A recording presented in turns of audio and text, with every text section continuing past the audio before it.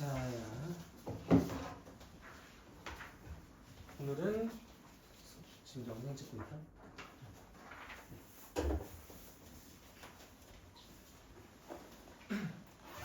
오늘은 수하 부분을 같이 공부를 할 차례인데, 명제죠, 명제?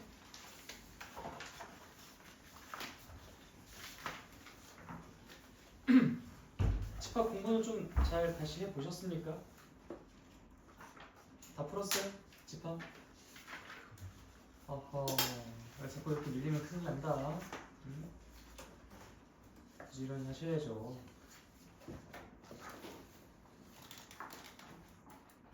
내일까지 아닌가? 일단 숙제가?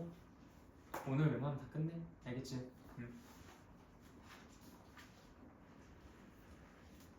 아, 따로 주는 거? 그 수업.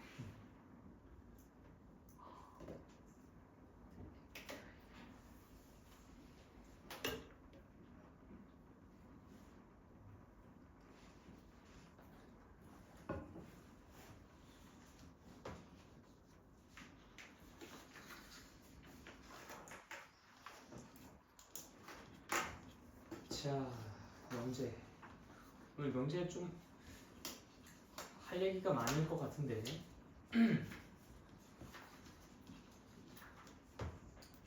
오늘은 절대부등식 전까지 이야기를 할 겁니다. 그래서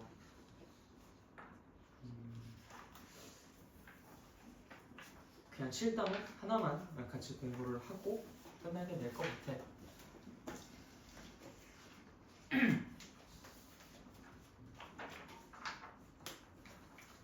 자, 명제 한번 공부 시작해 보도록 합시다. 명제랑 집합은 되게 뭔가 좀 뭐랄까 유사한 느낌이 들어요. 내용상 관련이 그렇게 깊게 있지는 않은데 물론 관련이 있긴 합니다. 상당히 그래도 뭐 관련이 없다고 할 수는 없을 정도로 있기는 하지만 이게 그래도 그냥 뭔가 비슷한 뉘앙스, 비슷한 느낌, 약간 그런 느낌이지 이게 뭔가 엄청나게 상하관계로 연결되는 그런 느낌은 아니긴 하거든요. 어쨌든 그래서 좀 단원이 특성이 좀 두 개가 논리라는 그 측면을 좀 강조하는 부분으로서는 같은 부분이라고 좀 느껴질 정도로 되게 좀 결을 같이 합니다. 어쨌든 그 취지에 걸맞게 공부를 해주시면 좋을 것 같고요. 명제 정의부터 한번 좀 이야기를 해보도록 하죠. 명제가 무엇인지를 알아야 되니까. 자, 명제. 명제는요, 어떤 문장인데 그 문장의 참과 거짓을 분명하게 구분할 수 있는 그런 문장을 명제라고 이야기합니다. 예를 들어서 선생님은 잘생겼다. 명제죠? 참인 명제? 미안합니다. 자, 이거는 이제 명제가 아니에요. 누구는 동의할 수 있지만 누구는 동의하지 못하잖아. 또 이런 것들도 있죠. 선생님은 얼굴이 까매졌다. 누구는 동의할 수 있지만 누구는 또 동의할 수 없어요. 저것보다 더 까매져야 된다. 그래야 이제 까맣다고 얘기할 수 있다 라고 하는 경우도 있을 수 있겠고, 저 정도면 충분히 까맣다 라고 얘기하는 경우도 있을 수 있겠죠. 나 진짜 강의 보니까 깜짝 놀랐잖아. 왜요? 밥 먹으러 가야 되는데. 가요. 가다가 나중에 다시 와서 해. 5%더 그 이따 그 학원 오기 전, 그 7시 반에 학원 오기 전까지 다 끝내. 오케이. 자, 어쨌든 그래서 이 명제라는 것은 그 문장, 그 식이나 문장, 그냥 식도 마찬가지예요. 어떤 식이나 문장 그 자체만으로 참과 거짓을 구분할 수 있으면 그럼 그때는 명제입니다. 근데 이제 여기서 많이들 헷갈려할 수 있는 부분이 뭐냐면, 예를 들어서 3은 5보다 크다. 3은 5보다 크다. 이거 명제 아니에요, 이거? 명제 맞아요. 거짓이라고 생각이 들었기 때문에 얘는 명제인 겁니다. 근데 이제 이 은근히 거짓이니까 명제 아니야, 이렇게 도리도리 하는 경우가 있어요. 거짓은 명제인 거예요. 참과 거짓을 판단할 수 있으니까 명제다. 자, 그럼 조건에 대해서도 한번 이야기해 봅시다. 조건은 무엇이냐면 그 문장이나 식 자체만으로는 참거짓을 판단할 수가 없어요. 문자가 존재하는데 그 문자의 값에 따라서 참이 되기도 하고 거짓이 되기도 하는 문장이나 식을 조건이라고 이야기를 합니다. 그러니까 명제랑 사실상 얘는 완전히 반대되는 뉘앙스죠. 명제는 그 문장 자체만으로 이미 참이다, 거짓이다라는 걸 구분할 수 있으면 그걸 명제라고 이야기했었는데, 조건은 그 자체로는 판단이 어려워. 문자의 값이 이러면 참이고 저러면 거짓이고 이런 식으로 나뉘는 것뿐이야. 그래서 예시를 들어보자면은 x는 3이다. 이건 대표적인 조건입니다. x는 3이다. 그럼 x가 3인 경우에는 이거는 그럼 참이 되겠지만 x가 5인 경우에는 얘는 참이 되지 못하잖아요. 그렇죠? 1 더하기 x는 뭐 3이다. 뭐 이런 것들도 역시 마찬가지죠. x가 2면 역시 이건 참이겠지만 x가 2가 아닌 숫자면은 거짓이 되니까. 그 뭐 x제곱은 4다. 뭐 이런 것들도 역시 마찬가지죠. x가 2나 마이너스 2면은 이건 참이지만 x가 2나 마이너스 2가 아니라면 그건 거짓이죠. 왜요? 2시에 학원 있어가지고 어. 밥 먹고 가야 돼. 오케이 가.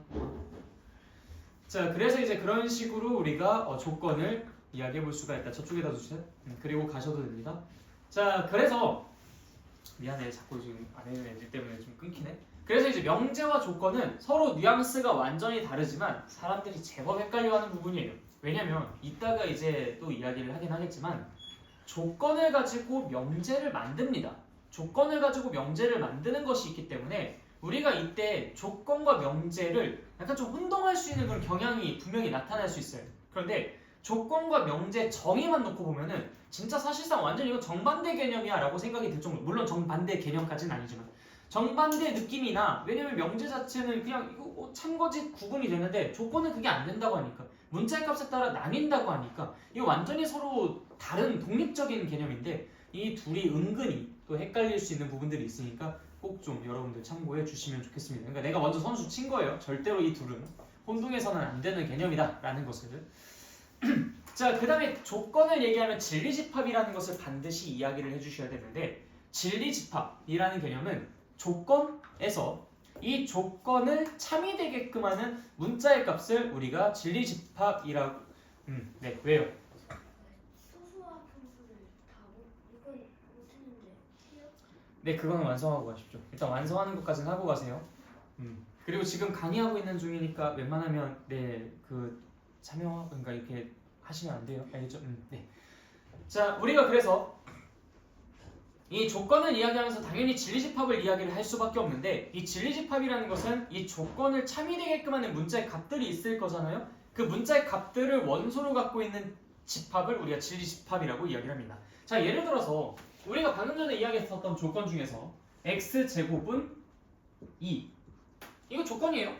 x제곱은 2 아니면 뭐 좀 한국어로 표현 x제곱은 2이다 이렇게 써도 상관없지만 어쨌든 문장이든 아니면 식이든 문자의 값에 따라 참거짓이 나뉘는 것들은 다 조건이라고 합니다. 어쨌든 이 조건을 참이되게끔 만드는 x의 값은 뭐가 있어요? 루트 2랑 마이너스 루트 2 이렇게 두 개가 있겠죠. 그래서 이렇게 두 개를 원소로 갖고 있는 그러한 집합을 우리가 이 조건의 진리집합이라고 이야기를 하는 겁니다. 그래서 이제 보통 조건은 우리가 소문자로 표현을 하고요. 그것의 진리집합은 그것과 같은 알파벳으로 이제 대문자를 사용하여 이제 표현을 하곤 해요. 그래서 이 P의 진리집합은 다음과 같다. 이렇게 이제 이야기를 할 수 있죠. 뭐 마찬가지로 이제 x는 3이다 라는 조건은 진리집합은 3 하나만을 원소로 갖는 집합이겠죠. 네, 그것이 이제 명제, 조건, 진리집합에 대한 전체적인 정의와 설명이었습니다. 자, 다시 한번 정리해보자. 명제는 그 자체로 참거짓을 따질 수 있으면 명제. 조건은 문자의 값에 따라서 참거짓이 나뉘면 그럼 조건. 그 다음 진리집합은 그 조건을 참이되게끔 하는 문자들을 원소로 삼고 있는 집합을 진리집합. 이해됐죠? 네. 그래서 283페이지까지 공부를 해봤고요. 그 다음 페이지 보겠습니다. 중요한 이야기가 나와요. 명제와 조건의 부정. 자, 부정이라는 개념은 뭐 다들 아시다시피 not입니다. not. 그러니까 한마디로 그것이 아니다. 그것에 반대되는 것들 전부. 약간 집합으로 따진다면 여집합의 느낌이에요. 그러니까 우리가 여집합이라는 것은 그것이 아닌 나머지 전부였었잖아요. 이 부정도 같은 뉘앙스입니다. 그래서 우리가 어떤 명제를 한번 생각해 볼까요? 뭐 예를 들어 어떤 명제가 있을까? 뭐 3은 5보다 작다. 3은 5보다 작다. 자, 이 명제가 갖고 있는 메시지가 무엇인지 한번 생각해 봅시다. 3이라는 숫자가 있어요. 5라는 숫자가 있습니다. 근데 이 3이라는 숫자는 5라는 숫자보다 작은 수다라는 메시지를 갖고 있는 거예요. 자, 그러면 이것에 반대되는 상황은 어떤 상황일까요? 3이 5보다 더 크거나 같다. 그치? 그러니까 한마디로 이 문장이 담고 있었던 그 메시지에 정반대되는 상황들만 그대로 언급해주면은 그럼 그것이 그 명제 부정이 되는 겁니다. 그래서 3이 5보다 작다라는 이 명제 부정은 무엇이다? 3은 5보다 크거나 같다라고 할 수가 있는 것이고요. 그 다음 또 어떤 뭐 조건을 가지고 얘기해볼까? 뭐 이거 가지고 한번 얘기해보자. x제곱은 2이다. 자, 이 조건의 어떤 메시지는 x를 제곱하면 2가 된다라는 거예요. 그럼 이것의 부정은 뭘까요? x를 제곱하면 2가 아니다라는 얘기인 거지, 그치? 그래서 플러스 루트 2랑 마이너스 루트 2 이 두 개를 제외한 나머지 전부를 뜻합니다. 그치? 그러니까 당연히 진리집합의 느낌으로 봐도 얘가 아닌 나머지 전부니까 여집합이겠구나라고도 생각이 들 수 있는 거야. 그래서 아까 전에 내가 왜 집합에 있어서는 여집합과 이 결을 같이 한다라고 했었는지 좀 느낌이 오시죠, 그렇죠? 자, 그럼 명제를 조금 더 다이나믹하게 바꿔볼게요.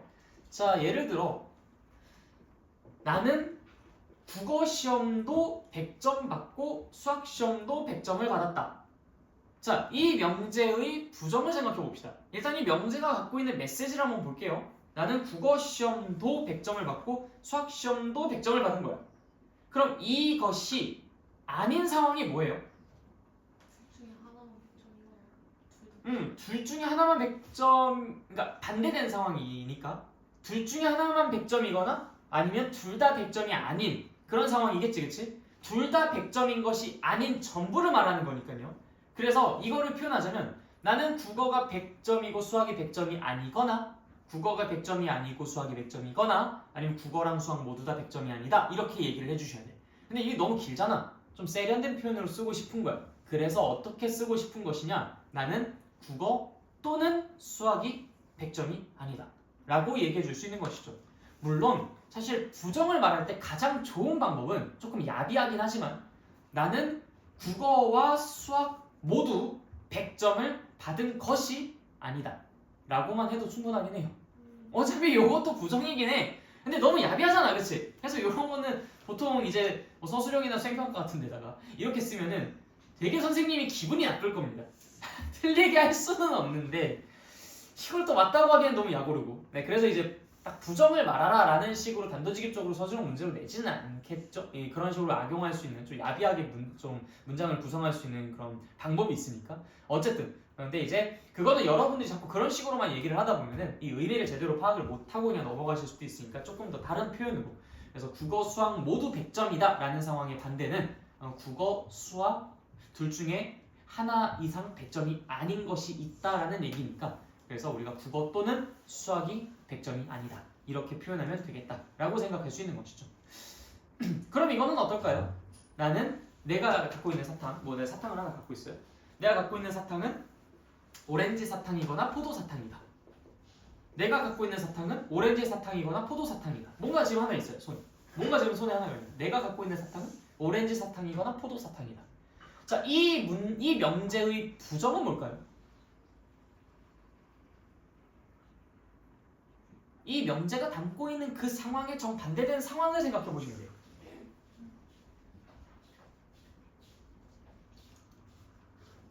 이 문장이 어떤 상황을 담고 있어요? 이 사탕은 오렌지 사탕일 수도 있어요. 포도 사탕일 수도 있고요. 둘 다일 수는 네.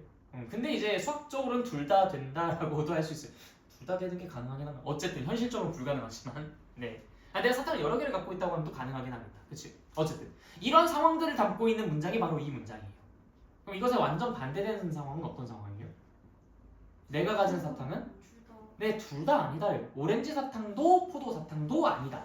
그렇게 부정을 만드는 거야. 그러니까 이제 우리가 이러한 부정들을 계속 만들다 보니 내가 아까 전에 국어 시험도 수학 시험도 100점 맞았다라고 한 것의 부정을 생각해 볼 때는 그 상황이 아닌 모든 상황들을 말하다 보니까 이러거나 저러거나 하는 그런 이야기들을 할 수밖에 없었죠. 그래서 그리고 즉 이것도 저것도 이것도 저것도 100점 맞았다라는 것의 부정을 이야기할 때는 즉 그리고에 해당하는 그 문장의 부정을 말할 때는 당연히 이것이 100점이 아니거나 저것이 100점이 아니다라면서 또는이 연결될 수밖에 없는 것이고 그 다음에 내가 갖고 있는 사탕이 오렌지 사탕이거나 포도 사탕이다 라고 이야기했을 때, 즉 내 문장 자체 이미 또는이 들어간 경우에는 그것의 부정을 생각했을 때는 당연히 뭐가 들어갈 수밖에 없어? 이것도 저것도 아니게 되는 거니까 당연히 그리고가 들어갈 수밖에 없다라는 것을 공감하시게 될 겁니다.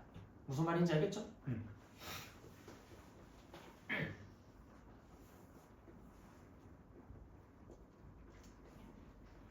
조금 더 어렵게 가볼까요?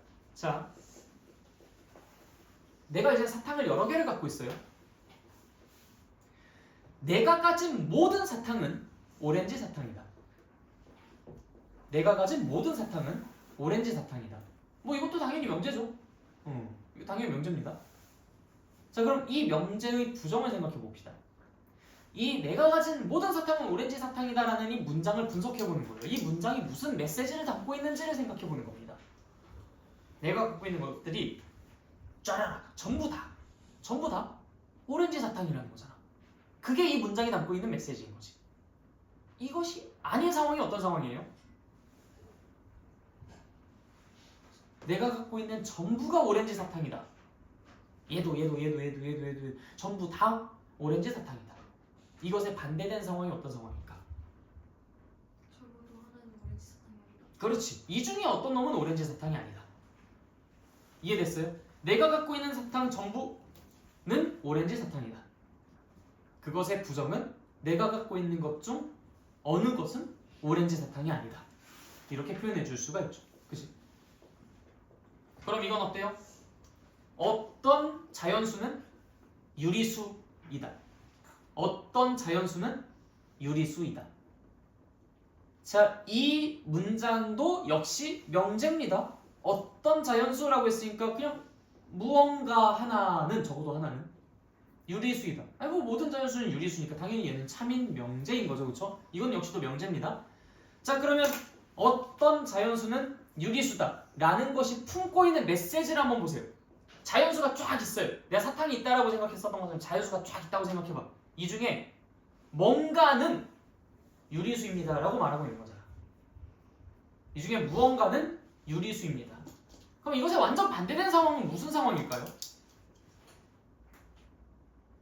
이 중에 뭐 전체 또는 일부가 유리수입니다 라고 이야기한 거야. 그것에 반대되는 상황을 이야기하시면 돼요. 뭘까요? 모두 유리수가 아니다. 모두 유리수가 아니다 라고 이야기해 주시면 되죠. 그래서 모든 자연수는 유리수가 아니다. 이해가 되십니까? 좀 헷갈리죠, 그렇죠? 좀 어려울 수 있어. 몇 가지 예시를 더 얘기해 볼게.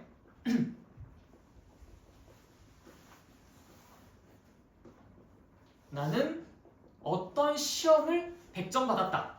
뭐 이번 중간고사에서 난 어떤 시험을 100점 받았다.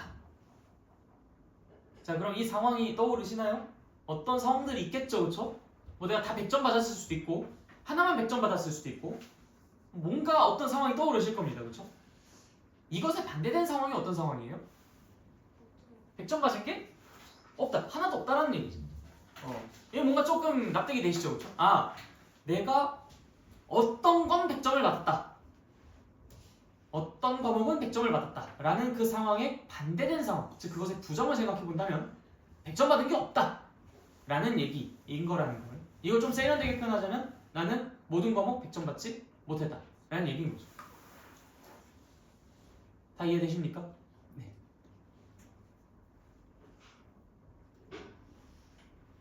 오케이. 또 뭘 예로 들어볼까? 내가 가진 어떤 책은 요즘 뭐 유명한 책이 뭐가 있어요? 요즘 유행한 책 있나 뭐? 내가 가진 어떤 책은 그래. 내가 가진 어떤 책은 일본 소설이다. 자, 그럼 이것도 역시 부정을 생각해 봅시다. 내가 가진 어떤 책은 일본 소설이다. 그럼 반대된 상황이 어떤 상황이야?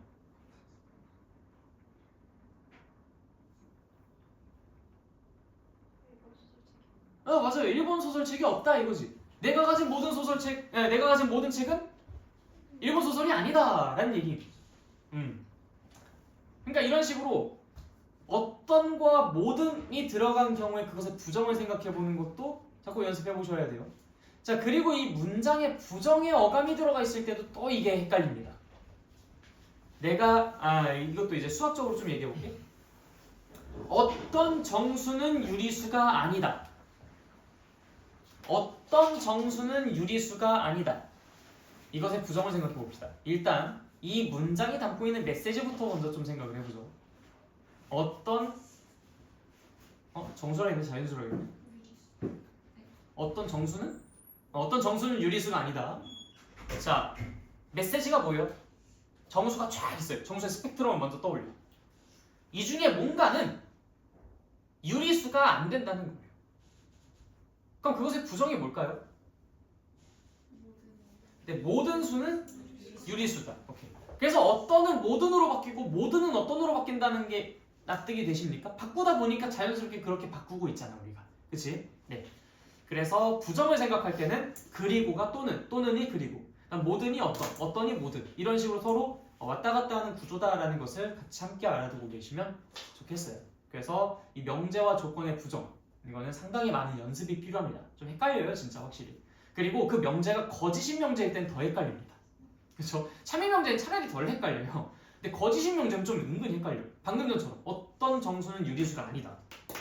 벌써 얘가 부정이니까 뭔가 좀 말이 안 된다 생각해. 말이 안 된다고 생각하는데 말이 안 된다고 생각하는 것에 부정을 생각하려고 하니까 더 뭔가 좀 이게 낯선 거야. 아무튼 뭐 그런 거죠. 그래서 명제와 조건의 부정, 이거는 여러분들이 다양한 예시들을 보면서 혹은 다양한 예시들을 만들면서 자꾸 연습을 해보실 것을 적극 권장드립니다. 자, 그리고 이 부정을 우리가 이제 기호로 뭐라고 쓰는지에 대해서 말씀을 드리자면, 이게 이제 보통 어떤 명제나 조건을 나타낼 때 쓰는 표현이에요. 소문자로 쓴다고 했었죠? 앞에 물결 표시를 붙입니다. 이걸 not이라고 읽어요. 그래서 not p라고 읽으시면은 그것을 이제 우리가 어떤 명제 p의 부정이라고 이야기를 합니다. 마찬가지로 조건에 대해서도 똑같고요.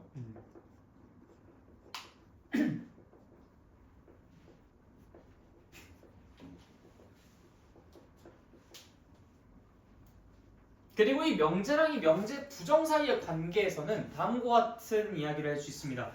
예를 들어서 명제가 참이라면요, 그 명제 부정은 거짓이에요. 그 명제가 거짓이라면 그것의 부정은 참입니다. 자, 우리 아까 전에 얘기했었던 걸 다시 한번 생각해 볼까요? 모든 정수는 유리수이다. 이거 참입니까? 모든 정수는 유리수이다. 모든 정수는 전부 다 분수의 꼴로 바꿀 수 있죠? 그래서 얘는 참입니다. 모든 정수는 유리수이다. 자, 얘 부정이 어땠죠? 그 중에 어떤 녀석은 유리수가 아니다. 그치? 자, 이거 어때요? 거짓이잖아. 그치? 그래. 또 다른 것도 생각해볼까? 어떤 자연수는 유리수가 아니다. 어떤 자연수는 유리수가 아니다. 이거는 거짓입니다. 자, 이것의 부정을 한번 생각해볼게요. 모든 자연수는 유리수이다. 어때요? 참이죠. 이거는 이렇게 직관적으로만 생각해주시면 돼요. 알겠죠? 이거 가지고 여러분들이 뭘 증명하거나 이 본명제가 참일 때 거짓인 명제는 부정인 명제는 거짓이다 이런 것들 증명하거나 그런 거는 아니야. 그냥 그렇다라고 알고 계시면 돼요. 이거를 정말 논리 철학적으로 증명하려면 좀 깊이 있는 이야기가 필요하니까. 그래서 이거는 그냥 직관적으로만 여러분들에게 이제 여러분들에게 그냥 이렇게 안내해주는 차원에서만 받아들여 주시면 되겠습니다. 알겠죠? 우리가 생각보다 이 고등 과정에서 배울 수 있는 부분이 그렇게 깊이 있지가 않기 때문에 어느 정도는 이제 직관적으로만 이해하고 넘어가는 그런 경우들이 있어요. 이게 대표적으로 이제 그런 경우라고 할 수가 있습니다. 자, 그러면은 일단 이 명제와 조건의 부정에 대해서는 우리가 다 공부를 해봤어요. 그리고 이제 아까도 말씀드렸듯 어떤 조건의 부정의 진리집합은 기존의 조건의 진리집합의 여집합이다라는 거, 그것도 이제 같이 한꺼번에 알아두고 계시면 좋겠고요. 자, 그 다음에 이제 다음으로 넘어가서 285페이지 조건 P 또는 Q 그리고 P 그리고 Q, 요거는 우리가 방금 전에 자연스럽게 같이 이야기를 했었죠. 조건 P와 Q, 그 다음에 조건 Q와 P 그리고 Q. 자, 또는이라는 것은 이제 이거거나 저거거나 라는 것의 뉘앙스고요. 그리고라는 것은 이것이면서 저것인 것을 말하는 겁니다. 그래서 예를 들어서 조건 두 개를 한번 얘기를 해볼게. x는 2 이상 x제곱은 4. 이 두 개가 만약에 또는으로 연결됐다면 그럼 그때는 어떻게 해야 될까요? x는 2 이상 또는 x제곱은 4. 그러면 2 이상인 것 그리고 마이너스 2인 것까지 같이 한꺼번에 묶어서 이야기를 해주면 되겠죠, 그렇죠? 그래서 마이너스 2 또는 2 이상 이런 식으로 표현을 해줄 수 있을 것 같아요. 또는이니까요. 근데 그리고로 생각해 본다면 어떻게 되겠습니까? 그럼 그때는 그냥 2만 되겠죠, 그렇죠? x는 2 이상 그리고 x제곱은 4 하면 x제곱은 4이기 때문에 뿔마 2밖에 안 되고요. 그 다음 x는 2 이상이라고 했으니까 당연히 2보다 더 크거나 같은 것들만 취해야 됩니다. 그러니까 이제 그것의 공통 범위는 당연히 2밖에 없겠죠. 그래서 또는은 합집합의 느낌이고요. 그 다음에 그리고는 교집합의 느낌일 겁니다. 그래서 자연스럽게 P 그리고 Q 하면은 라지 P와 라지 Q의 교집합으로서 우리가 질집합을 이야기할 수가 있고요. 그 다음에 또는의 경우에는 라지 P랑 라지 Q의 합집합의 느낌으로 표현을 해줄 수가 있겠죠. 그럼 밑에 벤 다이어그램도 다 나와 있는데 당연한 이야기이지 않겠나. 그래서 이제 이것의 부정에 대해서 우리가 생각해 볼 때는 역시 여집합의 느낌으로 다가가면 되는 거니까 이제 어떻게 표현이 되는지 밑에 그림이 다 나와 있는 것이기도 합니다. 우리가 방금 전에 이야기했었던 그리고가 또는으로 또는이 그리고로 바뀌는 것을 이런 식으로도 얘가 표현을 해주기도 해요. 우리가 아까 전에 이제 그리고 또는이 있는 경우에 부정은 진짜 말 그대로 부정의 정의에 입각해서 생각을 해봤었던 부분이라면 지금 이 친구는 이제 조건의 경우에 한정해서 질집합을 가지고 이야기를 해주는 케이스라고 보시면 되겠습니다. 밑에는 이규점표를 한번 같이 볼까요? 조건 x는 0 또는 x는 2의 부정은 무엇인가? 자, x는 0 또는 x는 2라는 것의 합집합을 생각해 볼게요. 그럼 0과 2를 원소로 갖고 있는 집합이겠죠?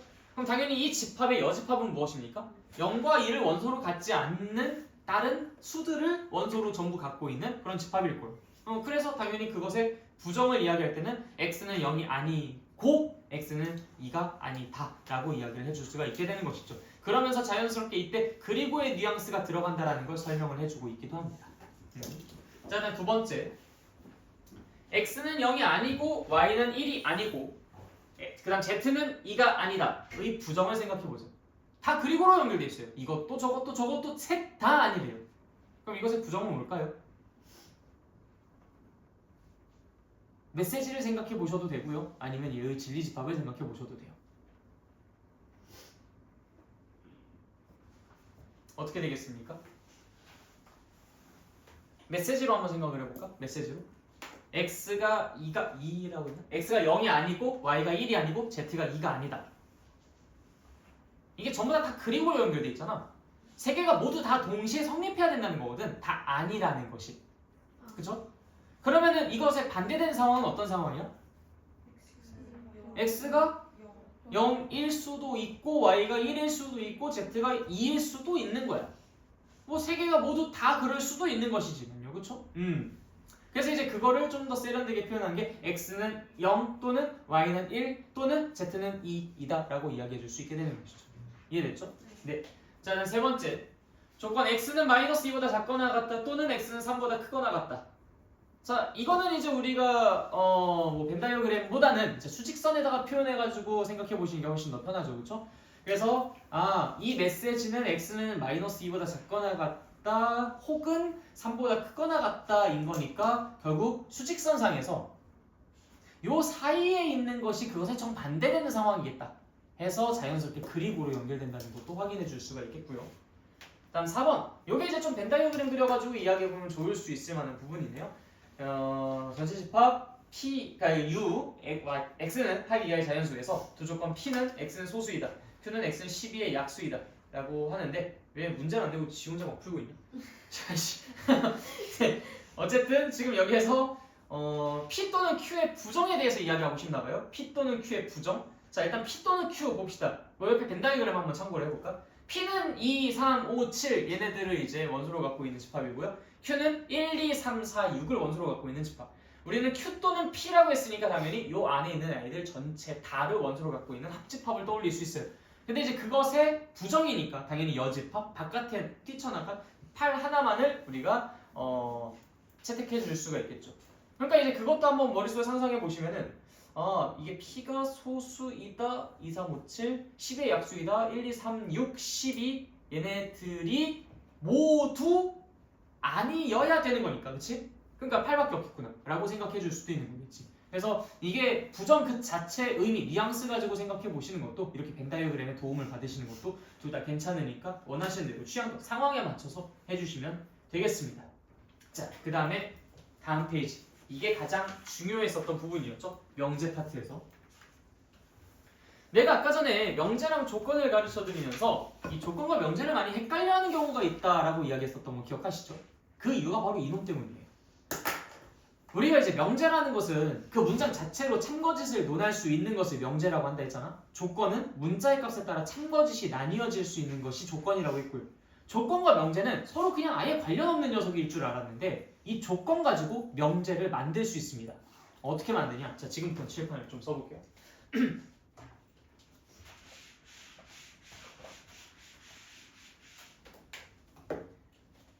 x는 2다. 자, 이거 어때요? 명제입니까? 조건입니까? 조건이죠, 그렇죠? 문자가 2를 가지면은 당연히 얘는 참이고요. 2를 안 가지면 얘는 거짓이에요. 얘는 당연히 너무나 당연한 조건입니다. 이걸 P라고 한번 해보죠. P, 땡땡. X는 2다. 자, Q라는 조건도 한번 생각해 볼게요. Q라는 조건. X 제곱은 4다. 분명히 얘네 두 개는 조건이에요. 그렇죠? 문자의 값에 따라 참거짓이 나뉘어지는 조건. 자, 그런데 내가 이 조건 두 개를 어떻게 연결시키면 얘는 참거짓을 판단할 수 있는 문장이 됩니다. 자, 어떻게 연결시킬 거냐면 x가 2이면 x제곱은 4이다. 자, 어때요? 이 문장은 참입니까? 거짓입니까? 아니면 판단을 못합니까? 이 문장은 참입니까? 거짓입니까? 판단을 못합니까? x가 2면 x제곱은 4다. 참이죠, 그렇죠? 자, 지금 여기에서 x는 2면 이라는 말 자체가 x가 2가 되는 상황에 한정해서만 판단해 볼 건데 라는 의미죠. 그 상황에서 x제곱이 4가 되는지를 판정 내리면 되는 거예요. 그러니까 이걸 보고서 저 x가 2면 x제곱은 4지만 x가 2가 아니면 x제곱은 4가 아니니까 이거는 판단할 수가 없죠. 이건 아닌 거지. 이건 이 문장 자체를 이해를 못하고 있는 거야. x가 2이면이라는 것은 이거는 이미 전제된 조건이라는 것을 뜻하는 거예요. 그래서 이게 맞다라는 상황 하에서 이게 참이야? 라고 물어보는 상황인 거니까 당연히 얘는 참거짓을 논할 수 있는 명제가 되는 것이죠. 그렇지만 얘를 구성하고 있는 이 두 개는 분명히 무엇입니까? 이 두 개가 뭐예요? 조건이잖아. 그래서 이 두 개의 조건을 무엇이면 무엇이다 라는 문장으로 연결시키니까 명제가 된다라는 것을 확인할 수 있어요. 그러다 보니까 조건과 명제에 혼란이 생기게 되는 거야. 많은 친구들이. 그래서 이 조건을 가지고 명제를 만드는 것은 이러한 특수한 케이스에서만 가능한 거지. 조건이 명제고 명제가 조건이기 때문에 그게 서로 막 이렇게 막 되고 그러는 게 아닌 거예요. 알겠죠? 자, 그럼 얘를 한번 뒤집어 볼까요? 뒤집으면 그건 되는지 한번 볼까? x제곱이 4이면 x는 2이다. 어때요? 이거 참입니까? 거짓입니까? 판단이 불가능합니까?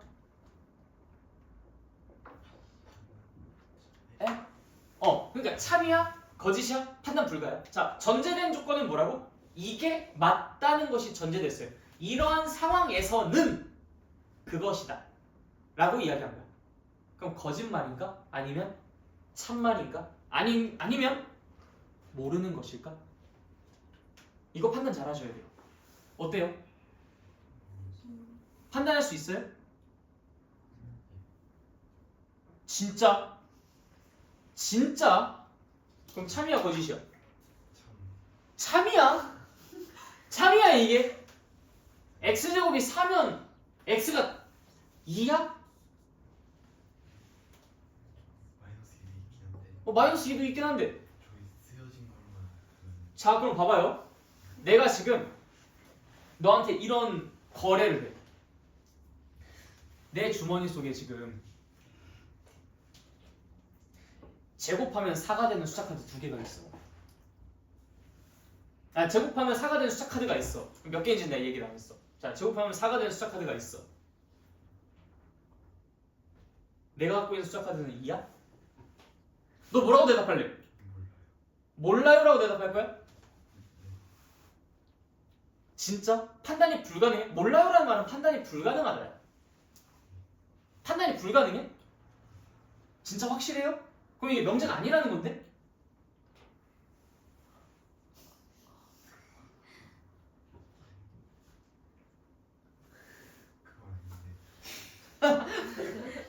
헷갈리죠? 그러니까 이게 단순한 상황에서는 아니 명제는 맞는데 이건 뭐 거짓인 것 같다 이런 식으로 판단이 될 수는 있지만 여러분들이 여기서 참이다 거짓이다 판단이 불가능하다를 정확하게 따져야 되는 게 이게 나중에는 명제냐 아니냐 거짓인 명제냐 명제냐 뭐 이런 것들 때문에 헷갈려서 그래요.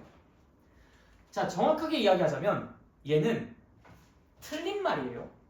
왜냐하면 x제곱이 4이면 x는 2 또는 마이너스 2일 수 있는데 이기만 하다고 하니까 잘못된 말을 한 겁니다. 모른다라는 것은요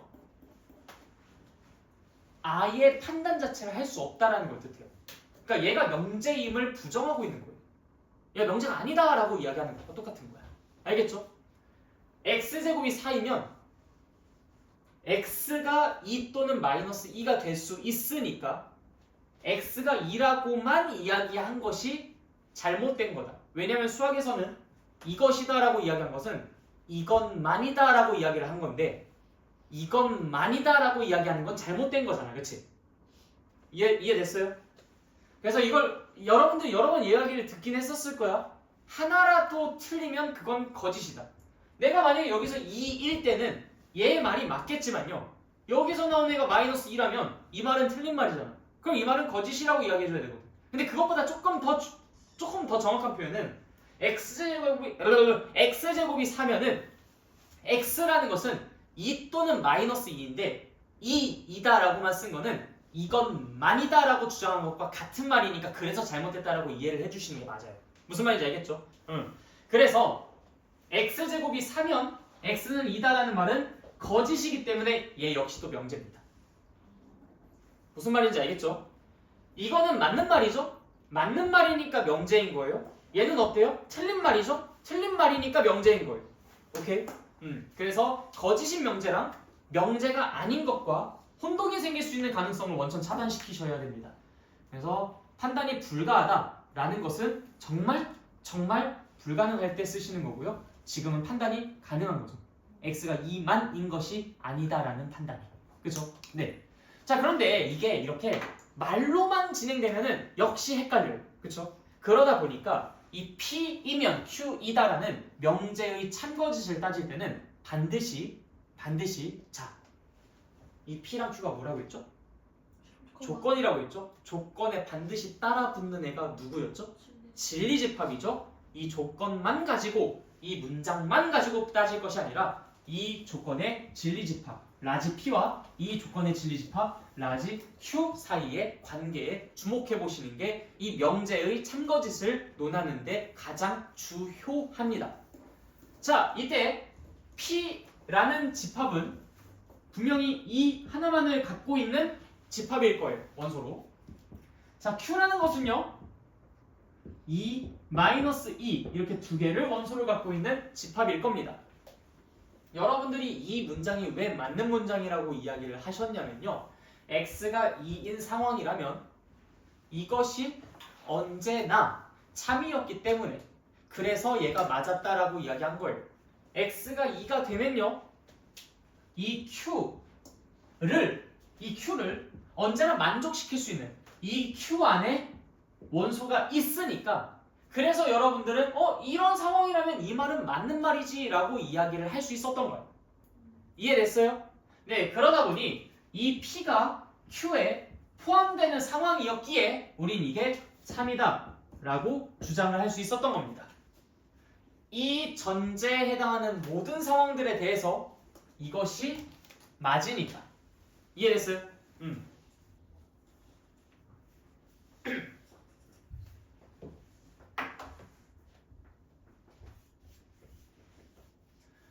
근데 이때는 어때요?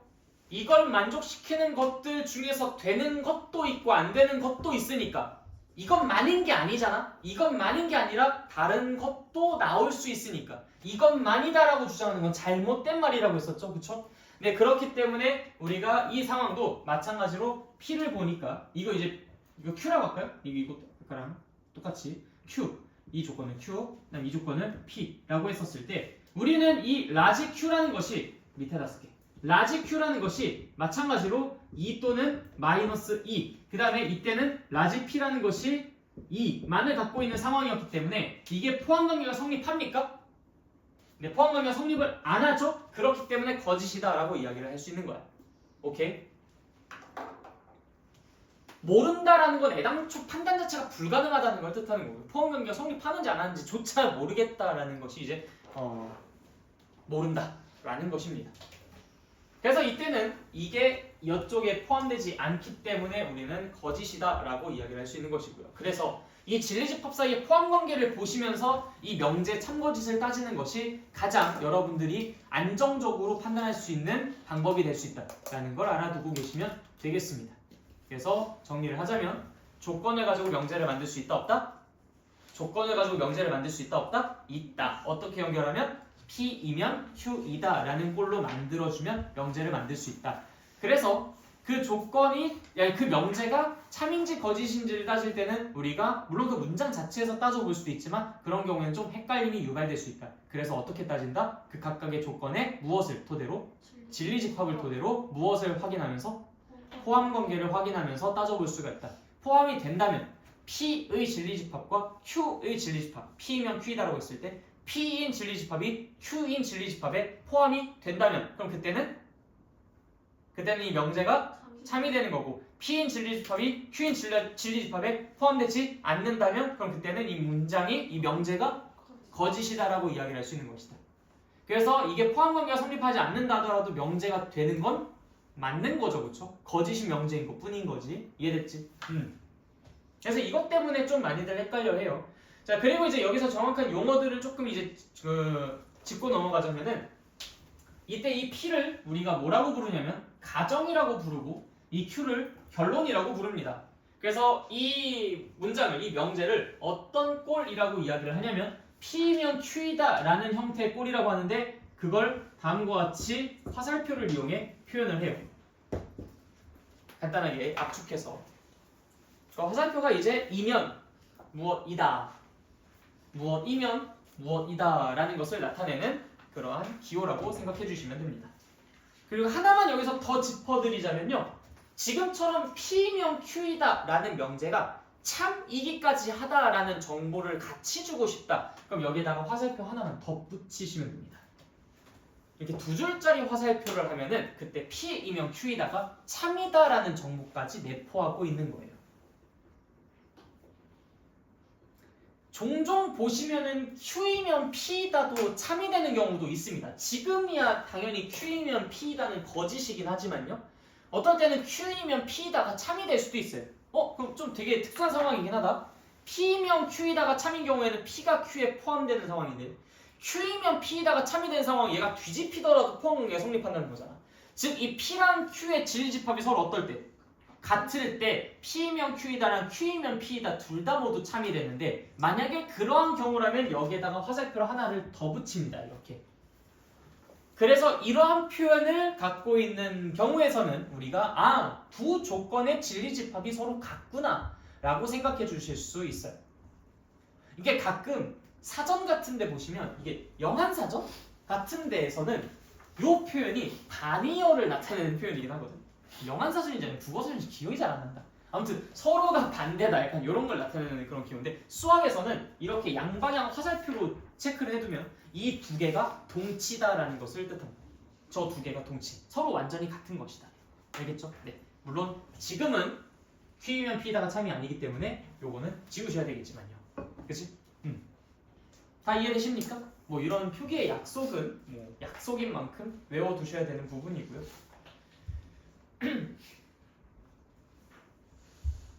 자, 그 다음에 다음 페이지 한번 볼까요? 287페이지 중간 정도쯤에 보면 중요한 단어가 하나가 있어요.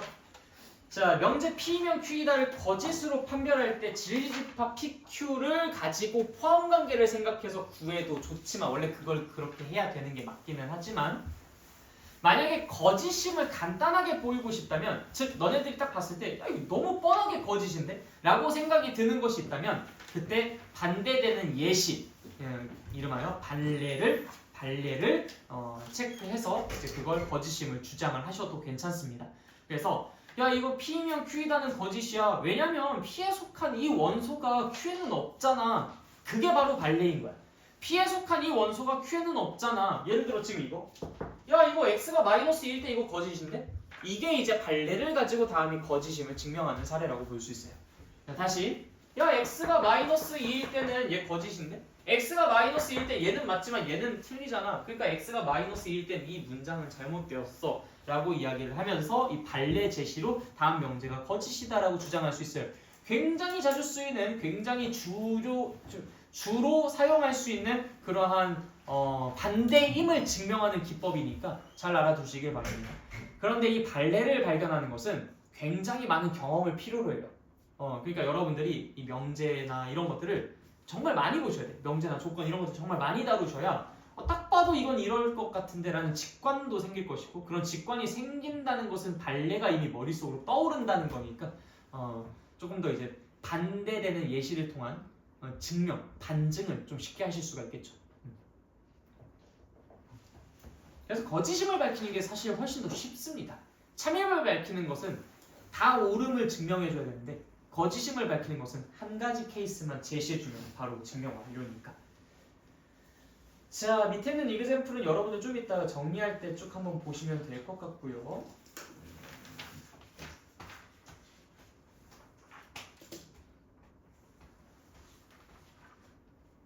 자, 그 다음 페이지 보겠습니다. 288페이지. 우리가 아까 모든과 어떤에 대해서는 좀 이야기를 하기는 했어요.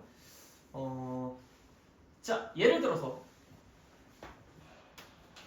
모든 x는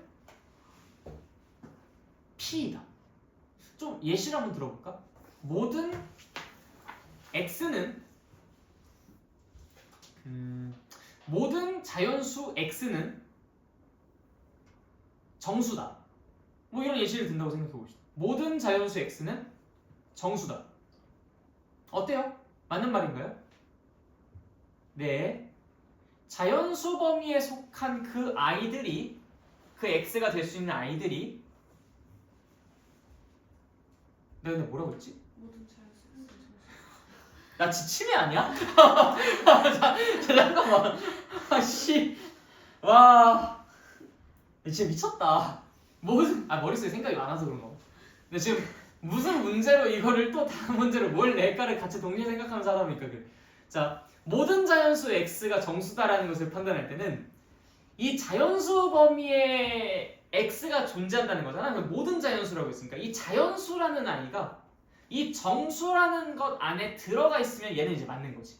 근데 안 들어가 있으면 약간 뭐 바깥으로 삐져나가 있거나 아니면 아예 바깥에 있거나 그러면 당연히 얘는 거짓인 상황일 거야. 자, 그런 사례를 한번 생각해 보자. 예를 들어서 모든 정수는 0보다 크다. 모든 정수 x는 정수 범위의 모든 x는 0보다 크다. x는 0보다 크다. 그럼 이 x는 0보다 크다라는 그 조건의 진리집합 안에 얘가 들어갑니까? 안 들어가죠? 안 들어가니까 이제 이것은 거짓이 될 수 있는 거야. 모든 정수는 0보다 크다라는 말이. 그러니까 그러한 방식으로 이제 얘를 설명해 주고 있는 거죠. 그래서 모든이나 어떤을 포함한 명제 참거짓 판별. 모든 실수 x에 대하여 x제곱은 1이다. 그러니까 모든 실수가 이 x제곱은 1이다라는 이 진리집합 안에 들어가면 그럼 참이 되는 거야. 근데 안 들어가면 거짓이 되는 거죠. 그래서 지금 어때요? 들어가요? 안 들어가요? 안 들어가지? 그러니까 얘는 이제 거짓이 되는 거야. 근데 만약에 어떤 실수 x는 x제곱은 1이다. 뭐 이런 식으로 문제를 낸다면 그럼 그 실수 중에 단 하나만이라도 여기에 들어가면 되는 거잖아. 그럼 뭐만 있으면 되는 거야? 교집합의 원소가 있기만 하면 되는 거야. 즉 얘네 둘이 뭐만 아니면 돼? 뭐만 아니면 돼? 뭐만 아니면 참이야? 자, 다시 모든 실수 x가 x제곱은 1을 만족한다 라고 한다면 당연히 어떻게 해줘? 여기에서 이 i가 모두 이 집합 안에 들어가야 돼. 그래야 참이 되는 거야. 근데 어떤 실수 x에 대하여 x제곱은 1이다 라고 한다면 실수 전체가 다 안에 들어갈 필요는 없어. 이 실수 전체에 대한 진리집합이 이 x제곱은 1이다라는 이 진리집합과 겹치는 부분이 있기만 하면 돼. 겹치는 부분이. 즉 얘네 둘이 뭐만 아니면 되는 거야? 서로서만 아니면 되는 거지, 그치? 네. 뭐 그런 얘기들을 해주고 있는 겁니다. 네.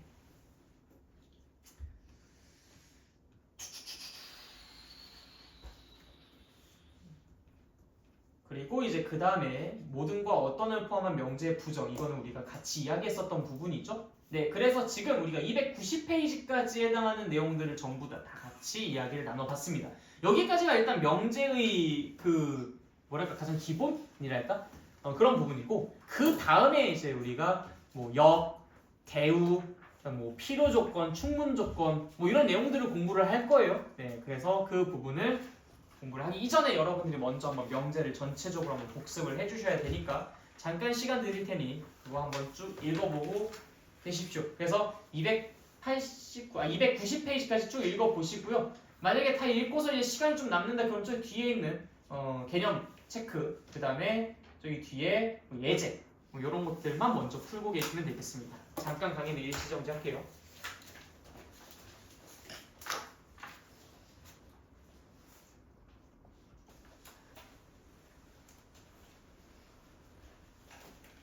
자, 다시 시작하도록 하겠습니다. 자, 우리는 이제 몇 페이지야? 304페이지. 네, 304페이지를 보게 될 건데, 명제 기본에 대해서는 다 공부해 보셨죠? 다시 잘 정리해 봤죠? 네, 명제는 어떤 문장 그 자체만으로 참거짓을 구분할 수 있는 문장이나 식을 명제라고 한다. 조건은 문자의 값에 따라 참거짓을 이제 그러니까 나눌 수 있는 그러한 문장이나 식을 조건이라고 한다. 조건을 이야기하면 당연하게도 진리집합을 언급할 수밖에 없는데, 그 조건의 문자가 어떤 값이 되어야 이게 참이 되는가, 그런 것들을 다 우리가 이제 찾아내서 그대로 원소로 갖고 있는 집합을 만들면 그것이 그 조건의 진리집합이 된다. 그래서 조건을 참이 되게끔 하는 문자의 값을 원소로 갖는 집합, 요거를 진리집합이라 한다라고 이야기했었죠. 그 다음 부정이라는 것은 그 명제나 조건이 갖고 있는 메시지가 아닌 그 반대 것들을 모조리 다 모아놓아서 새로운 문장을 만든 것, 그것을 부정이라고 이야기를 한다 했어요. 자, 그러다 보니까 그리고 또는 그리고 모든 어떤 걔네들이 서로 간에 체인지가 발생하는 것도 우리가 부정을 만들다 보니까 자연스럽게 그럴 수밖에 없음을 확인을 해봤습니다. 그 조건과 명제를 많이 헷갈려 하는데 정의 자체로는 완전히 사실상 반대되는 뉘앙스를 갖고 있다고 하더라도 이 조건을 가지고 명제를 만들 수 있어서 좀 그런 헷갈림이 생길 수 있다라고 이야기했었죠. 조건 두 개를 가지고 P면 Q이다라는 꼴을 만들었을 때 그때는 그 문장의 참거짓을 판단할 수 있기 때문에 우리는 그걸 명제라고 볼 수 있다고 했었고요. 그 다음에 그 명제의 참거짓을 판단할 때는 그 두 개의 조건 사이의 진리집합의 포함 관계를 알아보시면 훨씬 더 판단이 안정적이고 효율적으로 이루어질 수 있다라고 이야기를 했습니다. 여기까지가 우리가 방금 전에 공부했었던 내용들이죠. 자, 지금부터 할 얘기는 P면 Q이다 라는 그 명제를 집중적으로 탐구하는 부분입니다. P면 Q이다. 자, 얘를 뭐라고 했었죠 우리가? 잠깐만요. 얘는 결론, 그쵸? 이 가정과 결론의 위치와 부정 등을 이용해서 그걸 좀 바꾸어서 새로운 명제들을 만들어 놓고 그것의 참거짓을 논하는 것에 대해서 해볼 건데, 일단 이 P면 Q다라는 것을 본래 명제, 본명제라고 이야기를 좀 하도록 하겠습니다. 자, 이때 이 가정과 결론 부분을 서로 크로스해서 Q이면 P다라는 명제를 만들고 우리는 이 명제를 이 본명제의 역이라고 이야기를 합니다. 역, 명제 P이면 Q이다의 역을 우리는 Q이면 P다라고 이야기를 할 수 있어요. 자, 그리고 이 Q이면 P다라는 것의 양쪽에 모두 부정, 부정, 즉 not을 붙여서 not q이면 not p다. not q이면 not p다 라고 바꿔준다면 그럼 그것은 우리가 대우라고 부르기로 약속을 했습니다. 자, 그래서 이 본명제를 위치만 바꾸면 영, 이 본명제 위치도 바꾸면서 그걸 또 뒤집어 버리면 대우라고 기억해 주시면 될 것 같아요. 역이라는 것은 한자로 바꿀 역자예요. 바꿀 역자. 근데 대우는 한자로 뭔지 잘 모르겠어. 이게 의미가 없었던 것 같았는데 내가 그때 마지막으로 확인했었을 때 기억력이 안 좋아가지고 다시 한번 확인을 해봤는데 그때 당시에 대우라는 그 한자랑 그렇게 큰 적이는 없었던 걸로 모르겠어. 확실한 건 아니야. 여러분들 나중에 한번 찾아보세요. 네, 역은 확실하죠. 확실히 얘네들은 이제 자리를 바꿨다라는 게 이제 티가 나죠. 역은. 네. 얘가 참일 때 얘네들은 어떤 관계를 갖고 있는가에 대해서 좀 이야기를 해보려고 합니다. P며 Q에다가 참이 되려면요, P랑 Q가 서로 어떤 관계를 갖고 있어야 될까? 네, P가 Q 안에 이렇게 들어가 있으면 그럼 이 P며 Q에다가 참이 됩니다. 물론 이런 경우도 가능해요. P랑 Q가 서로 이렇게 똑같은 경우도 괜찮죠? 그치? 그래서 이러한 경우에 한해서 이 아래에 있는 아이들이 어떠한가를 좀 판단해 보려고 합니다. 자, 다시 뭐라고요? 얘가 참이 되는 이 두 가지 상황에 대해서 얘는 어떠하고 얘는 어떠한지를 찾아보려고 해요. 뭐 예를 들어서 얘가 참이면 언제나 얘는 거짓이라거나 아니면 언제나 또 참이거나 그런 어떤 상황들이 또 발생할 수도 있지 않겠습니까? 아니면 아예 독립적으로 관계가 없다거나 그런 이야기들이 나올 수도 있으니까 그걸 한번 알아보려고. 자, Q이면 P에다가 참인지 여부를 따져볼 때도 역시 마찬가지로 이 Q의 진리집합이 P의 진리집합에 포함이 되는지를 생각해 보시면 됩니다. 자, 어때요 이거는? Q의 진리집합이 P의 진리집합에 포함이 됩니까? 안 되네요. 그래서 이런 상황에서는 얘는 거짓입니다. 이 상황에서는 어때요? 저 상황에서는 얘가 참입니까?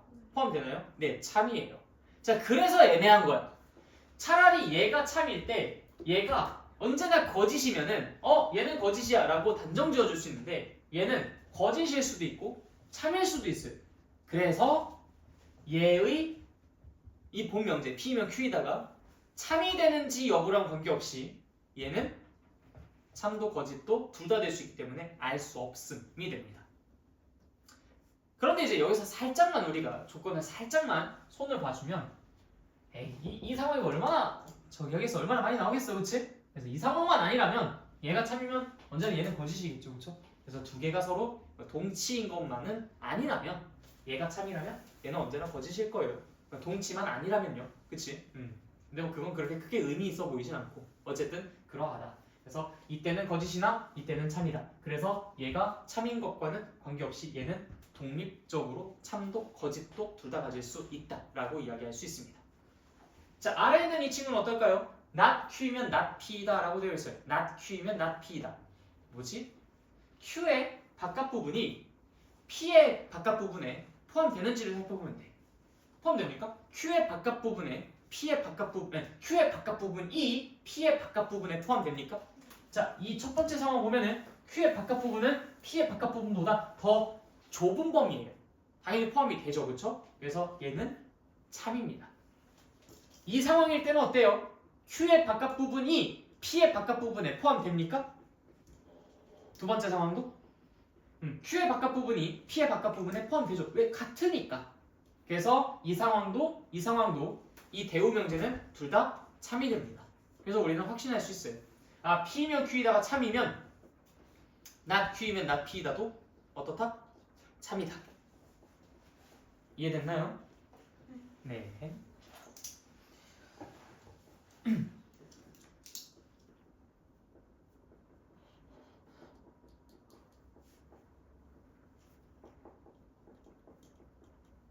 참인 상황을 증명해봤으니 이젠 얘가 거짓인 상황에선 얘네가 어떤 모습을 띠고 있는지도 살펴봐야 되겠죠? 그래서 P면 Q에다가 거짓인 상황은 어떤 상황들이 있는지 생각해 보도록 합시다. P면 Q에다가 거짓인 상황은 일단 첫 번째 Q가 P 안에 들어가 있는 경우도 가능하고요. 이렇게 P랑 Q랑 일반적으로 그냥 일부만 겹치고 있는 상황도 가능하고요. 둘이 서로 소인 상황도 가능합니다. 크게 이렇게 세 가지로 쪼개볼 수 있어요. 되게 좀 뭔가 좀 규칙적으로 나열한 것처럼 보이잖아요. 이 Q를 슬슬슬슬 이동시킨 거죠, 그렇죠?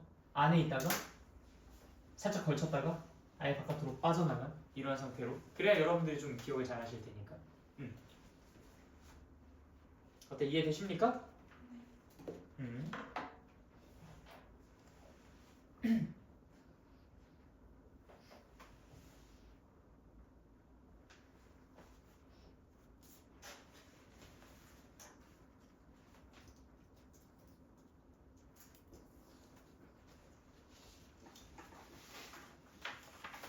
자, Q이면 P이다가 어떤지 봅시다.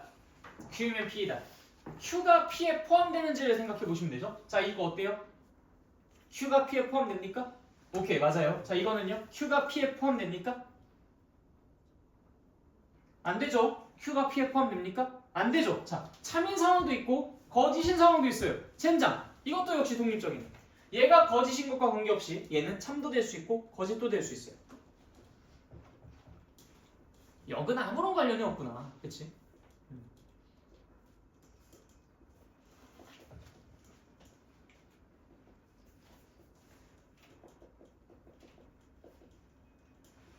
그에 반면에서 대우는 어떨까요? not Q가 not P에 포함되는지 한번 볼까? not Q가 not P에 포함되는지. 자, Q의 여집합이 P의 여집합에 포함됩니까? Q의 여집합이 P의 여집합에 포함됩니까? 뭐가 더 넓은 범위인지를 보면 돼요. 어때? Q의 여집합. 요것의 바깥 부분이 이것의 바깥 부분에 포함이 되는지를 물어보고 있어요. 포함되나요? 안 되죠. 더 넓잖아. Q의 바깥 부분이 더 넓잖아. 그치? Q가 더 좁으니까. 그래서 이건 거짓입니다. 자, 이 상황은 어때요? Q의 바깥 부분이 P에 택도 없죠, 그쵸? 이 상황은 어때요? Q의 바깥 부분이 P의 바깥 부분에 포함됩니까? 네, 안 돼요. 그래서 택도 없습니다. 그래서 셋 다 이 세 가지 상황 모두 다 이 대우는 뭐다? 거짓입니다. 그러니까 이 명제가 거짓이니까 대우 명제도 거짓이구나. 결을 같이 하네요, 완전. 본 명제가 참일 때는 대우 명제가 참이었고 본 명제가 거짓일 땐 대우 명제도 거짓입니다.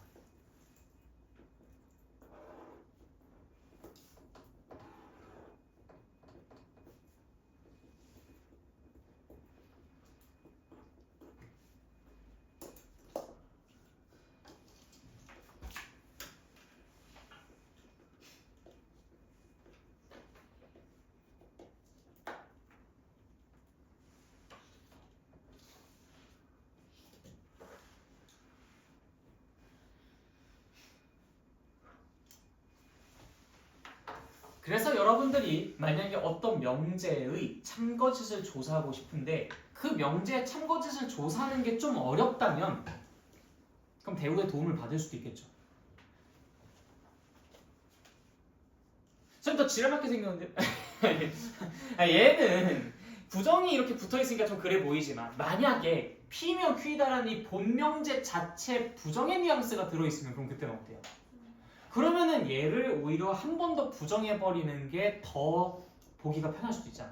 그래서 이 본명제의 참거짓을 조사하는 게 너무 힘들어. 너무 이렇게 경우가 부정의 뉘앙스도 있고 이게 또 그리고보다는 또는을 생각하는 게 더 어렵거든요. 이거 거나 저거 거나 저거 거나 그러면 머리 터져. 근데 걔를 부정해버리면 다 그리고로 묶여버리잖아요. 그렇죠? 그럼 그런 경우에 더 생각하기가 편해진다고. 그래서 딱 두 가지 상황이야. 본 명제 자체에 이미 부정의 뉘앙스가 들어있거나 아니면 거기에 또는이 들어있는 상황에서는 대우 명제를 생각해보는 게 생각보다 훨씬 더 편리해질 수도 있습니다. 그래서 이 P면 Q이다 자체를 가지고 참거짓을 조사하기가 어려울 때는 혹시 대우? 이렇게 생각해보는 것이 충분히 가능한 전략이다 라는 걸 이번 개념을 통해서 우리가 확인할 수 있게 되는 것이죠. 이해됐죠?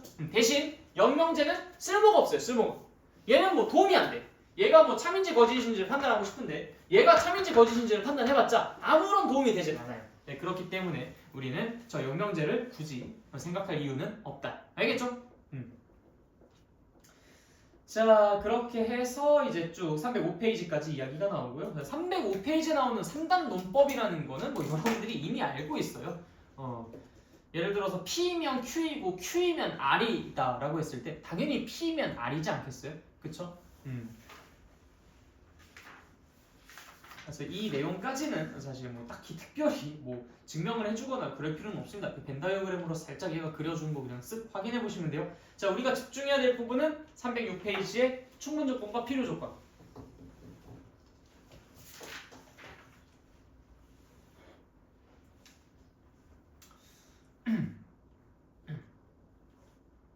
이것도 역시 P면 Q이다라는 명제 안에서 하는 이야기인데요.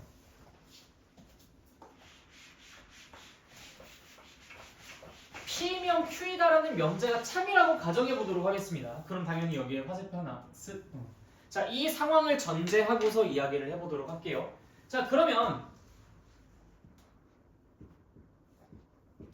이런 느낌이네요. P가 Q 안에 이렇게 쏙 들어가 있는 느낌? 맞습니까? 네. P가 Q 안에 포함되어 있는 상황으로서 벤 다이어그램을 그릴 수 있습니다. 물론 뭐 같을 수도 있지만요. 그 상황보다는 좀 일반적인 상황을 가지고 이야기를 해보도록 할게요. 자, 충분 조건과 필요 조건이라고 합니다. 여기에서 이 P랑 Q가 뭐였어요? 조건이었죠. 이 둘 중에 하나는 필요 조건이라는 이름이 붙고요. 둘 중에 하나는 충분 조건이라는 이름이 붙어요.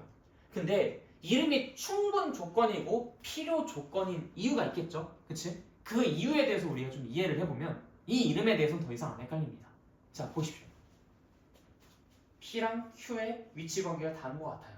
자, 이 상태에서 어떤 원소가 X라고 할까요? 어떤 원소가 조건 P가 되는지 아니 Q가 되는지 뭐 이런 것들을 좀 체크를 해보고 싶어요.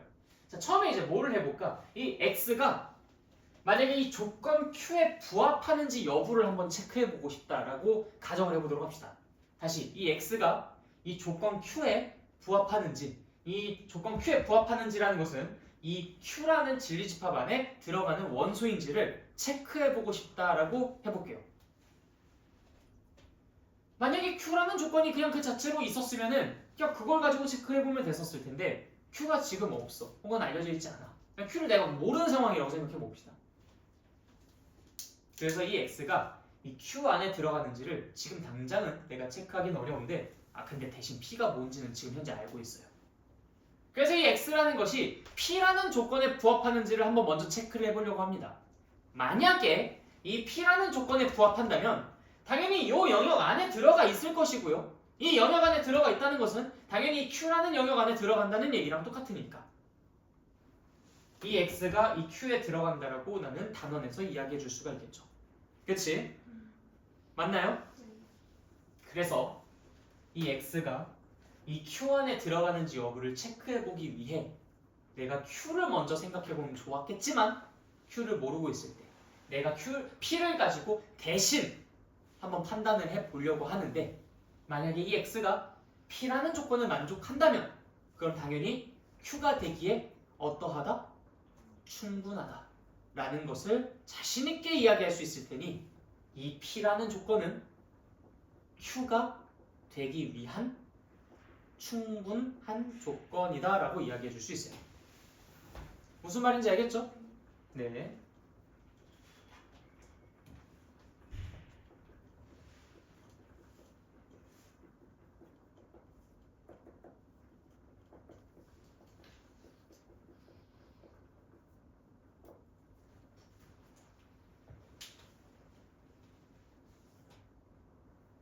자, 이제는 반대로 X가 P라는 조건을 만족시키는 원소인지를 체크해보고 싶어. 근데 마침 또 그때 P가 없는 거야. 젠장, 필요할 때마다 없어.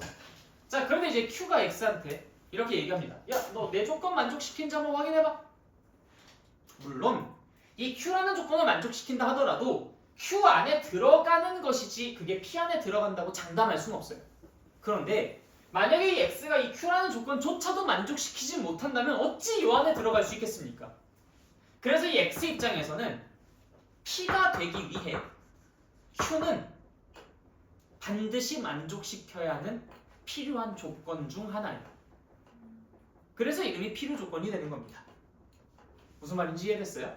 그래서 X 입장에서 Q가 되기 위해 P는 충분하지. 충분한 조건이지. 물론 이제 이 P를 만족시키지 못한다 하더라도 가능성은 있어. 그래서 충분하다라는 표현을 쓴 거예요.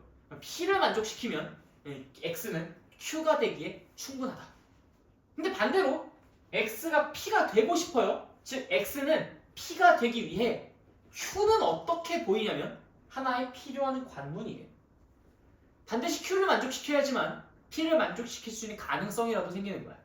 그래서 P가 되기 위해 필요한 조건이다 라고 이야기합니다. 그래서 이걸 정확하게 문장으로 뭐라고 표현하냐면 P는 Q가 되기 위한 충분 조건이다. Q는 P가 되기 위한 필요 조건이다 라고 이야기를 합니다. 왜 이름이 충분 조건이고 필요 조건인지 이해되시죠? 네, 오케이.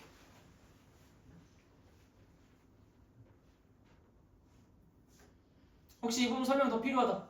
있습니까? 없습니까? 자, 그럼 다시 빠르게 판단할 수 있는지 한번 퀴즈를 내볼게요. 자, P는 Q가 되기 위한 무슨 조건이다? 충분 조건이다. Q는 P가 되기 위한 무슨 조건이다? 필요 조건이다. 자, 썩는다. 그림 지울 거야.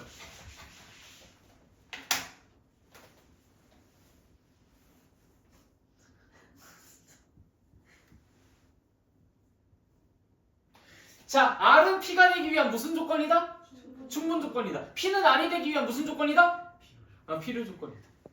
잘하시네요. 내가 오늘은 안 부끄러워져도 되는 건가? 여러분들 기억나십니까? 그 강의 들으신 분 두 분이시죠? 명제 들었던 분이, 그치 여기? 기억나세요? 내가 이때 얼마나 부끄러워서 얼굴이 새빨개졌었는지. 기억 안 나십니까? 그때는 안 들었었잖아. 명제 수업은. 네. 그래. 말 나온 김에 하자.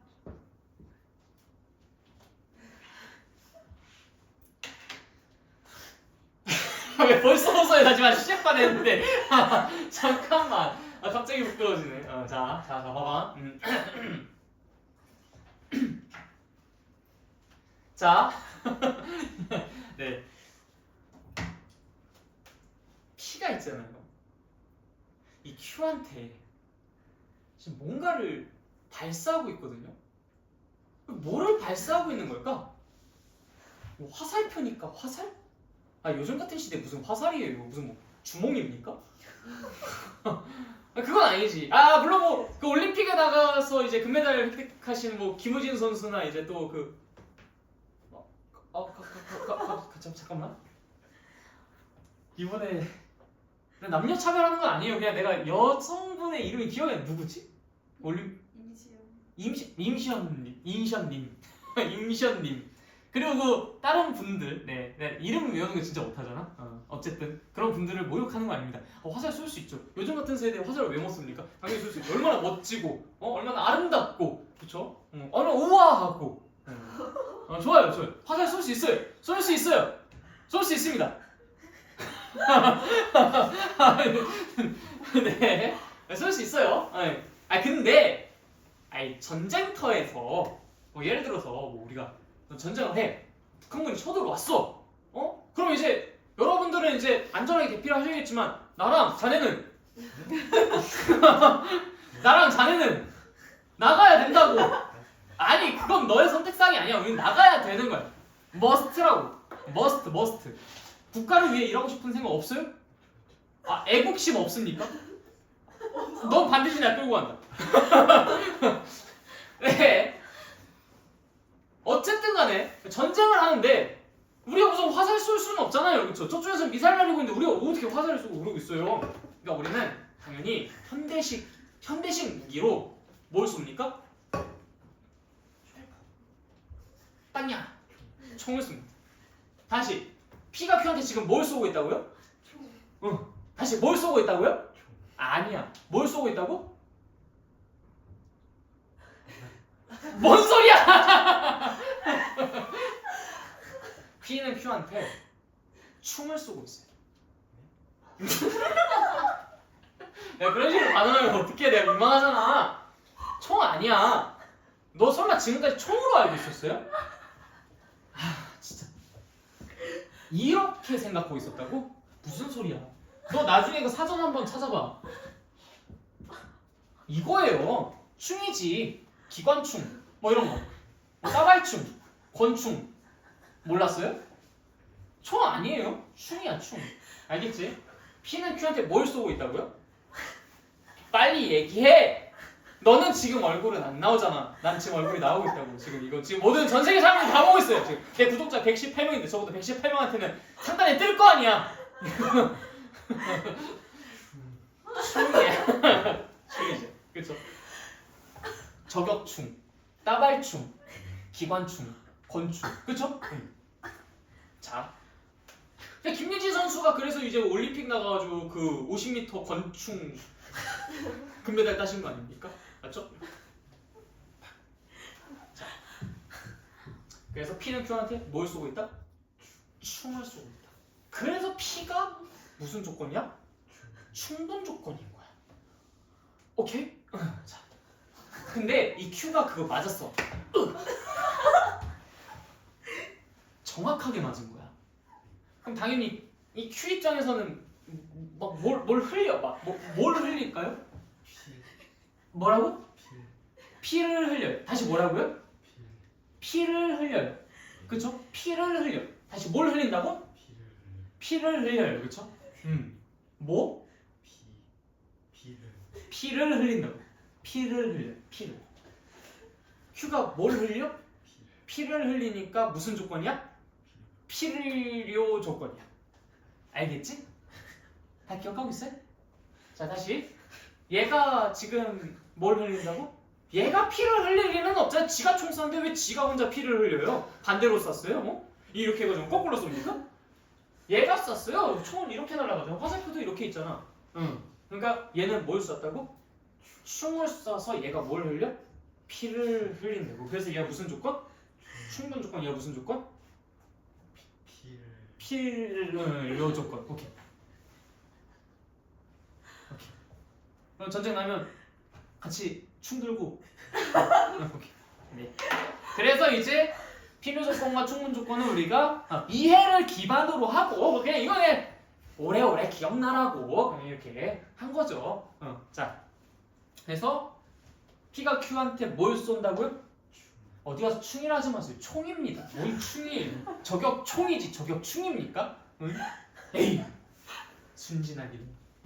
너는 충 들고 나가, 나는 총 들고 나갈게. 오케이. 네. 충은 벌레죠, 벌레. 그 전쟁 나갈 때 벌레 한 마리 들고 나갈 거예요? 그런 거 아니잖아. 그치? 지렁이 같은 거 한 마리 잡아다가 이제 수류탄 던지듯이 도망가긴 하겠어, 그치? 네. 그래서 P면 Q이다 라는 것이 성립할 때는 얘는 충분 조건, 얘는 필요 조건. 오래오래 기억나겠다, 그치? 그래서 여기까지가 이제 이 명제의 전체적인 내용입니다.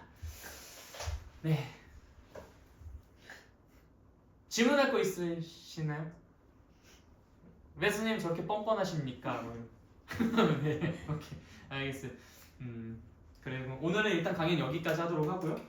그다음에 저기 뒤에 뭐 증명 뭐 이런 것들이 있어요. 뭐 대우를 이용한 증명, 뭐 귀류법 이런 것들이 있는데 사실 이 증명은 새로운 내용이라기보다는 이거는 뭐 문제풀이에 좀 더 가깝잖아요. 그래서 이거는 여러분들이 정규 수업 때 문제를 풀면서 그때 이제 같이 좀 이야기를 나눠보는 것으로 하도록 하겠습니다. 그래서 이거는 지금 강의에서 다루지는 않겠고요. 네, 오케이. 그러면은 필요한 것들은 전부 다 진행한 것 같습니다. 그리고 명제 증명 파트에서 저기 뒤에 산술평균과 기하평균이라는 개념이 등장하는데요. 그 개념은 이제 아이디어도 필요하고 문제 푸는 것도 상당히 좀 중요한 부분이니까 다음 시간에 같이 다룰 거예요. 그래서 다음 시간에 여러분들 오늘 내가 숙제를 줄 건데 그 숙제 문제를 풀어드리면서 그때 산술평균, 기하평균에 대해서 간단하게 설명하고 문제도 어떻게 풀지에 대해서 말씀을 드리는 시간을 좀 갖도록 하겠습니다. 그리고 다음 시간에는 우리가 함수를 공부할 거예요. 함수인데 유리함수 전까지 공부를 할 거니까. 근데 그것도 분량이 꽤 됩니다. 함수의 기초, 합성함수랑 역함수까지 공부하려면 좀 시간이 글쎄 빠듯할 수도 있을 것 같아요. 미리 한번 좀 읽어가지고 오시는 걸 권장드립니다. 알겠죠? 네. 수고하셨어요. 그래서 P는 Q한테 뭘 쏜다고? 충. 충을 쏜다.